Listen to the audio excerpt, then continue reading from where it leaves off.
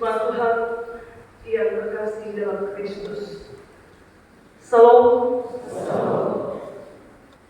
Sekali lagi dalam perayaan Minggu Trinitas kita ucapkan dengan penuh semangat. Salam. Apa kabar Bapak Ibu, saudara-saudari, anak-anak sekalian? Firman Tuhan bilang kalau seorang percaya mempunyai keberanian untuk bersaksi tentang nama Tuhan, tidak lain dan tidak bukan Roh Kudus sedang memenuhi dia untuk menjadi terang. Dan kalau anak kecil itu mengucapkan dengan begitu lantang kata-kata salam, kita juga percaya bahwa Roh Kudus menggerakkan dia untuk mengucapkannya.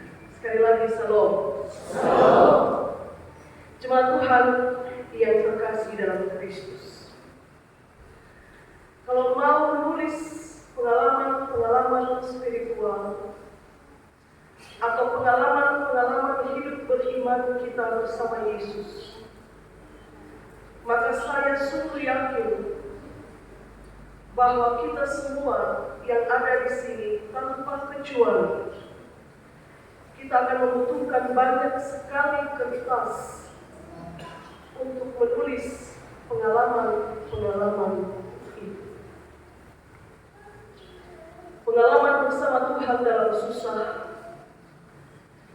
dan juga pengalaman bersama Tuhan dalam kegembiraan atau dalam kesenangan atau dalam sukacita.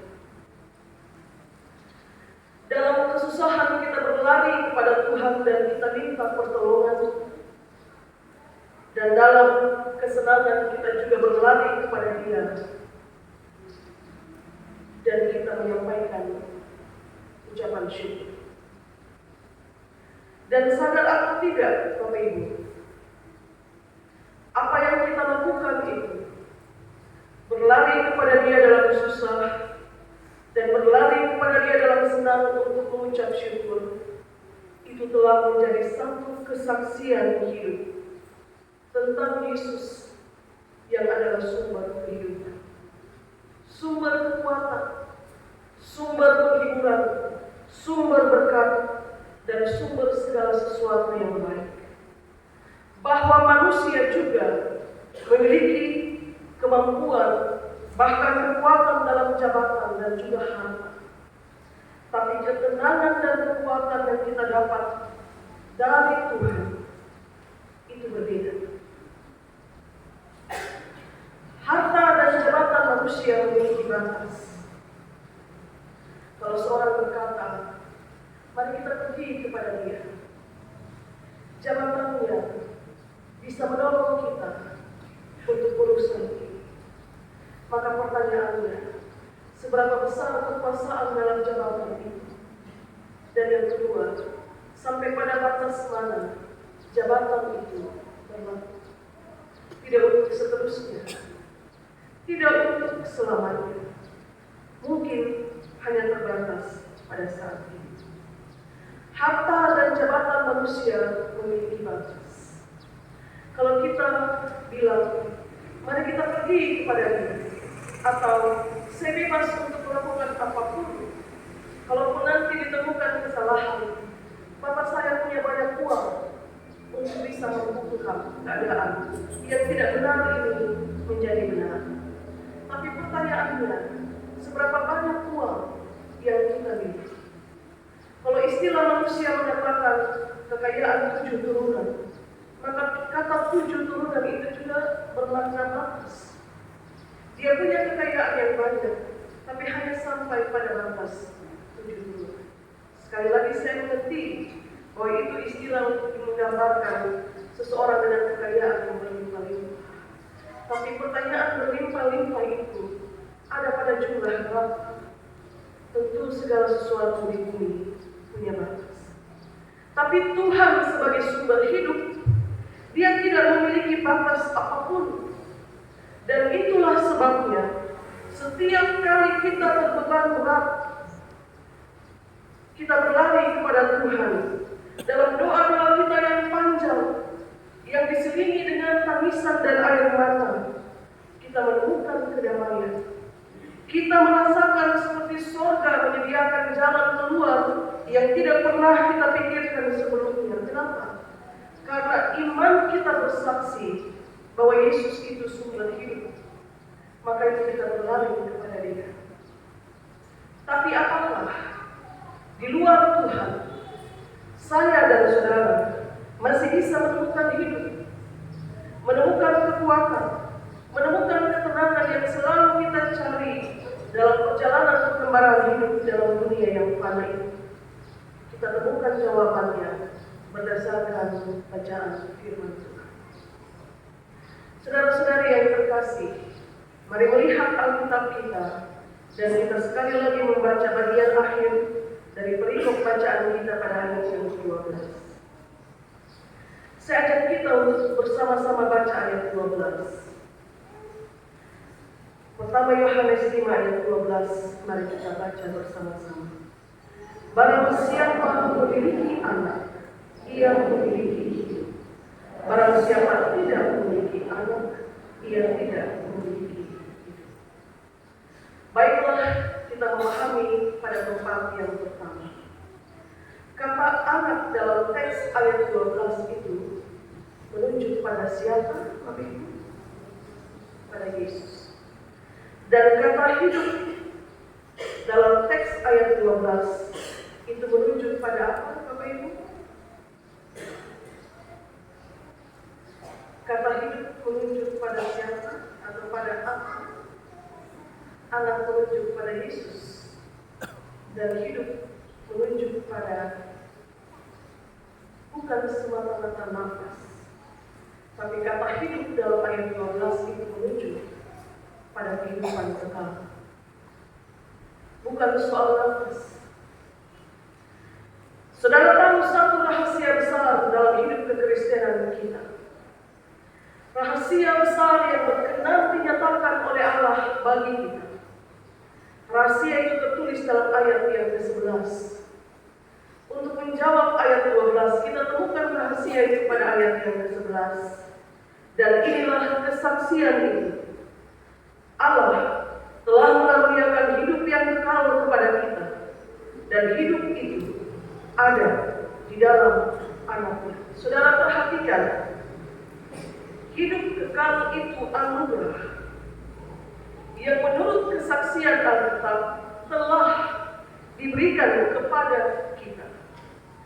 Kata telah itu sama dengan sudah. Alkitab tidak bilang akan diberikan, tapi dia menulis bahwa hidup kekal itu telah diberikan. Telah itu sama dengan sudah. Maka itu artinya hidup kekal itu sudah diberikan kepada kita. Bukan nanti diberikan, tapi sudah diberikan kepada kita. Tapi ada pernyataan lanjutan yang mengikutinya bahwa hidup kekal yang sudah diberikan kepada kita itu ternyata ada di dalam Anak. Hidup kekal sudah diberikan dan dia ada di dalam Anak. Nah, kalau kata anak tadi menunjuk pada Yesus, maka hidup kekal itu ada di dalam Yesus. Allah menganugerahkan hidup kekal itu kepada kita, tapi catatan pada dasarnya adalah anugerah hidup kekal itu ada dalam Yesus. Karena itulah ayat 12 menulis dengan sangat tegas bahwa hanya mereka yang memiliki Yesus, mereka memiliki hidup. Tapi yang tidak memiliki Yesus, mereka tidak memiliki hidup. Dan sekali lagi hidup yang dimaksudkan itu adalah hidup yang kekal. Setiap kali kita tunduk untuk sembahyang Bapa, kita selalu minta bahwa kehidupan yang akan datang atas perkenan Tuhan, berikanlah kepada kami hidup yang kekal. Kita minta hidup yang kekal, dan hari ini firman disampaikan kepada kita.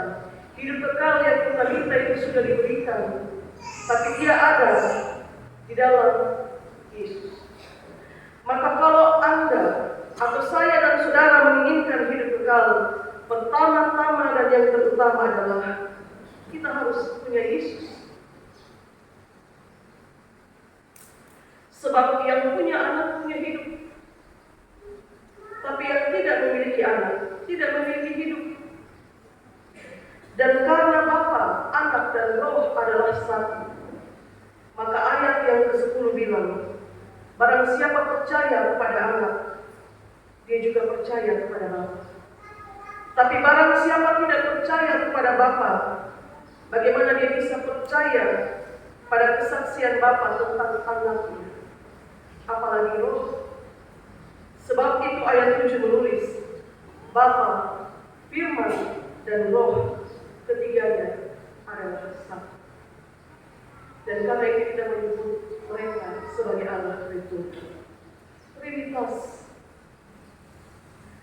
Saudara tidak bisa hanya percaya kepada Anak dan saudara mengabaikan peran Bapa dan Roh, atau percaya kepada Bapa dan mengabaikan Anak dan Roh, atau percaya kepada Roh Kudus dan mengabaikan Bapa dan Anak. Ketika saudara tunduk dan mengaku percaya, saudara harus berucap, aku percaya kepada Allah Bapa, Anak, dan Roh Kudus. Itulah kebenaran sebagai kesatuan yang kekal. Dan hidup kekal yang dianugerahkan Bapa kepada kita, diberikan kepada kita melalui Anaknya, dan Roh Kudus bersaksi tentang itu, dan itu disebut sebagai kebenaran. Bapak Ibu, saudara-saudari yang terkasih dalam Tuhan Yesus, satu kali Yesus pernah berkata, dan apa yang diucapkan Yesus itu menjadi pegangan setiap orang percaya. Akulah jalan, kebenaran, dan hidup. Tidak ada seorang pun yang dapat datang kepada Bapa kalau tidak melalui Aku. Dan sampai di sini, saya berharap kita semua mengerti dan memahami.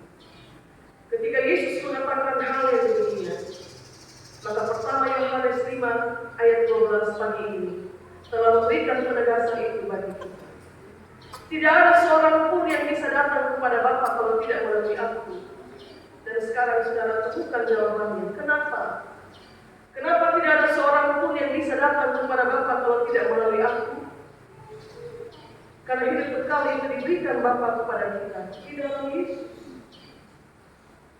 Karena itu hidup kekal hanya bisa kita dapat ketika kita memiliki Yesus di dalam seluruh keberadaan kita. Dan itulah sebabnya dia disebut sebagai sumber hidup. Kata sumber itu sama dengan titik asal. Kalau dia menjadi titik asal kehidupan, maka kemana lagi saudara bisa menemukan titik asal kehidupan yang lain? Kalau satu-satunya titik asal kehidupan itu hanya dari Dia. Dan yang kita bicara ini soal hidup kekal, bukan soal hidup hari-hari yang kita sementara bernafas ini, tidak sebatas itu. Sumber hidup itu dimaksudkan sebagai sumber hidup kekal. Karena hidup kekal ada dalam Yesus. Untuk sampai kepada Bapa, seorang percaya harus memiliki Anak. Karena hidup kekal ada di dalam Anak. Sudah diberikan, telah diberikan. Dan siapa yang mendapat, dia harus memiliki Anak. Siapa tidak memiliki Anak, dia tidak memperoleh hidup yang kekal. Itu rahasia kita. Karena itu kenapa setiap kali peneguhan sini baru, kita selalu mengatakan, jangan pernah menggantikan Yesus dengan hal yang lain. Itu bukan semata-mata soal jatuh cintamu kepada kekasihmu, tetapi tentang Dia yang harus kau miliki, karena dalam Dia itu ada hidup yang kekal. Dan bagaimana jika kau berganti sumber hidupmu dengan sesuatu yang lain yang tidak memiliki hidup yang kekal di dalamnya? Pelihara imanmu sampai maut datang menjemput. Dan karena itu pernyataan atau pengakuan para anggota sini kepada mereka ditanyakan setia kepada Tuhan dan gerejanya sampai maut datang menjemput. Sekali lagi, saudara-saudari yang terkasih, pengalaman-pengalaman hidup kita telah membuktikan. Setiap kali kita mengutamakan Tuhan dalam apapun yang kita kerjakan, kita akan selalu merasa ada penggunaan, ada pelepasan, ada pengorbanan yang merupakan keselamatan. Kita akan selalu merasakan ada kelegaan, ada jalan keluar yang tidak kita temukan sebelumnya, dan itu menjadi kesaksian kita. Kenapa? Karena kita percaya Tuhan itu sumber kehidupan. Di luar Tuhan, jaminan hidup kekal itu tidak tersedia. Kami menyampaikan ini secara berulang-ulang. Di luar Tuhan tidak ada kehidupan kekal. Karena ini bukan soal nafas. Sekali lagi, hidup kekal bukan soal nafas, tapi hidup yang dimaksudkan itu adalah hidup kekal. Hidup yang adalah anugerah yang diberikan kepada Allah. Seperti filosofi hidup orang Parsi. How we un oe jenatan. Pohon berpohon sebagai sumber mata air. Kalau pohon jadi titik sumber mata air, dan air menjadi salah satu kebutuhan hidup manusia, maka pohon tidak boleh ditebang. Karena dia jadi sumber kehidupan. Tidak boleh ditebang. Itu filosofi hidup yang saya juga baca dari apa yang tertulis dalam buku. Orang Parsi hidup dalam filosofi itu. Pohon dirawat sedemikian karena dari dia ada titik mata air. Sama dengan Yesus, kalau kita sebut dia sumber hidup, jangan tinggalkan dia, karena hidup kekal hanya didapat di dalam dia. Seperti itu kira-kira renungan firman Tuhan yang dapat saya sampaikan kepada Bapak Mama sekalian. Kalau berkenan, satu waktu setelah pulang ibadah ini, punya waktu untuk menulis, coba ambil kertas dan tulis pengalaman-pengalaman spiritual, pengalaman-pengalaman hidup beriman, dalam kesusahan, dalam kesenangan. Dan saudara akan mengaminkan apa yang saya sebutkan hari ini, pagi ini di atas mimbar ini, bahwa Anda akan membutuhkan banyak sekali kertas untuk menulis pengalaman. Jangan jauh dari sunnah. Kalau setiap kali kita berdoa minta hidup kekal, jangan jauh dari sunnah. Jangan lepaskan sunnah itu hanya karena kecintaan kepada seseorang atau kepada sesuatu yang nampak berkilau. Tuhan berkati kita dengan firman. Amin.